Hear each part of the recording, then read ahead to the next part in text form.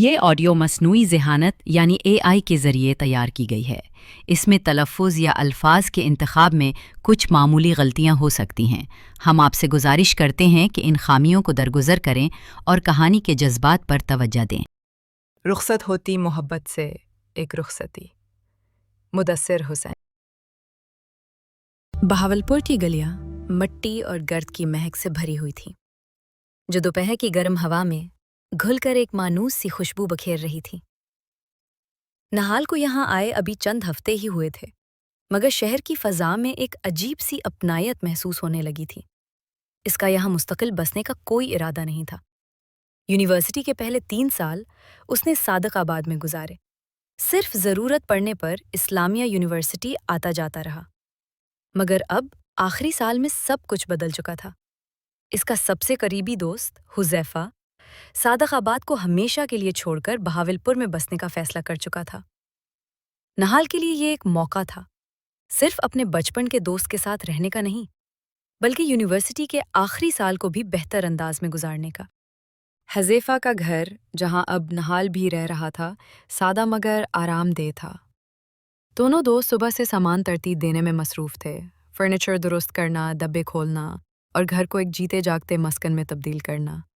آج صبح حذیفہ نے محلے میں کسی سے پیچکش لینے کا ارادہ کیا تھا تاکہ ایک ڈھیلی الماری کو ٹھیک کیا جا سکے، مگر نہال نے فوراً یہ ذمہ داری خود لے لی اور یوں وہ صوفیہ کے دروازے تک جا پہنچا۔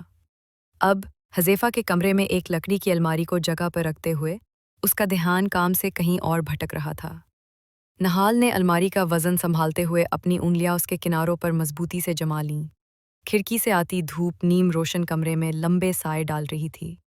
حذیفہ چھوٹے موٹے فرنیچر کو ترتیب دے رہا تھا، کبھی کبھار ماتھے سے پسینہ پونچھتے ہوئے، مگر نہال کا دماغ کہیں اور الجھا ہوا تھا۔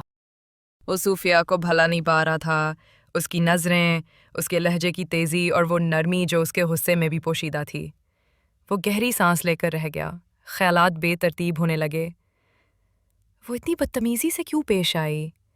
اس نے خود بتایا کہ اس کا شوہر گھر پر نہیں ہے، مگر اگر کسی نے مجھے پہلے سے نہ بتایا ہوتا تو میں کبھی اندازہ نہ لگا سکتا کہ وہ شادی شدہ ہے۔ وہ کسی ایسی لڑکی کی طرح نہیں لگتی جو کسی مرد کی رفاقت میں بن چکی ہو۔ وہ اب بھی بس ایک لڑکی ہے، ایک حسین لڑکی۔ اس کا ہاتھ ذرا سا ڈھیلا پڑا اور الماری تقریباً ہاتھ سے چھوٹنے لگی۔ حذیفہ نے تیزی سے اسے گھورا۔ یار دھیان دو، اگر یہ ٹوٹ گئی تو پیسے تمہارے جائیں گے۔ نہال نے ہنسی میں بات ٹال دی۔ ہاں، فکر نہ کرو، یہ میرے ہاتھ میں ہے۔ مگر جیسے ہی حذیفہ پلٹا اس کے خیالات دوبارہ صوفیہ کی طرف لوٹ گئے۔ وہ غصے میں تھی اور سمجھ سکتا ہوں، کسی بھی لڑکی کو کسی اجنبی کا یوں دروازے پر آنا ناگوار گزرے گا، مگر اگر وہ غصے میں اتنی حسین لگتی ہے تو خوشی میں کیسی لگے گی؟ جب وہ کھل کر مسکراتی ہوگی واقعی دل سے، تو شاید اس کے ارد گرد کی دنیا بھی نرم پڑ جاتی ہوگی۔ ایک دھیمی سی مسکراہٹ اس کے ہونٹوں پر ابھری، جیسے کوئی دلچسپ خیال ذہن میں آیا ہو۔ میں اسے دوبارہ دیکھوں گا۔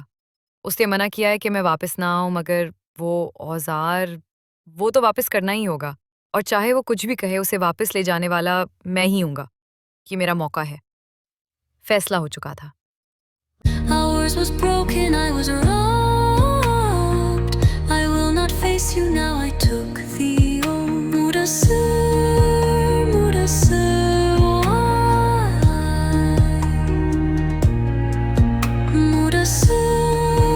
Mudassir, why are you yearning for me? But my heart will no longer ache for you. I heard